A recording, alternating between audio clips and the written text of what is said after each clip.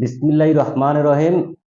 আমার সুন্দরগঞ্জ উপজেলাবাসী সহ সমগ্র বাংলাদেশের সবাইকে জানাই বাংলা নববর্ষের শুভেচ্ছা ও অভিনন্দন। আমাদের প্রধানমন্ত্রী দেশনায়ক জনাব তারেক রহমান সে তার নির্বাচনী দেওয়া ওয়াদা একটি একটি করে পূরণ করে চলছেন।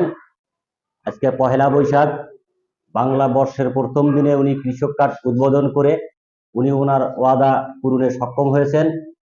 তাই ওনার প্রতি আমাদের আশা প্রত্যাশা অনেকটা বেড়ে গেছে। তার এই সূত্র ধরে আমি আমার সুন্দরগঞ্জ উপজেলার বিষয়ে কিছু আবেদন ওনার কাছে করব। আমার সুন্দরগঞ্জ উপজেলা 15টি ইউনিয়ন এবং একটি পৌরসভা নিয়ে গঠিত হয়েছে। আমার সুন্দরগঞ্জ উপজেলায় প্রায় 7 লক্ষাধিক মানুষ বসবাস করেন।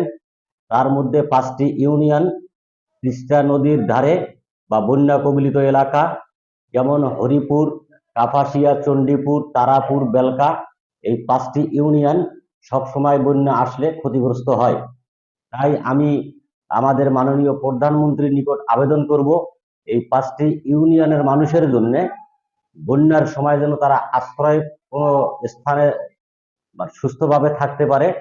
তাই বন্যা কবলিত মানুষের জন্য আশ্রয় প্রকল্পের 2টা ঘর করার দরকার। কারণ যখন বন্যা আসে এই 5টি ইউনিয়নের মানুষ বন্যা কবলিত হয়ে তারা বাদে রাস্তায় আশ্রয় নেয়, তাদের স্বাস্থ্যের ক্ষতি হয় বা তাদের সম্পদের ক্ষতি হয় বা অনেক কিছুই তারা সঠিকভাবে তারা যে মৌলিক অধিকার আছে সেই অধিকারটা রাষ্ট্রের নিকট থেকে পায় না। তাই আমি মনে করব যে আমাদের জনগণের সরকার মাননীয় প্রধানমন্ত্রী উনি আমার সুন্দরগঞ্জ উপজেলার জন্য উপজেলার মধ্যে যে 5টি ইউনিয়ন বন্যা কবলিত এলাকা, এই 5টি ইউনিয়নের মানুষের জন্য আশ্রয়ন প্রকল্পের 2টা ঘর করবেন এবং তিস্তা নদীর শাসন প্রকল্প করবেন, যাতে মানুষের বসত বাড়ি বা কৃষি ফসলি জমি নতুন করে তিস্তা নদীর ভাঙ্গনের শিকার না হয়।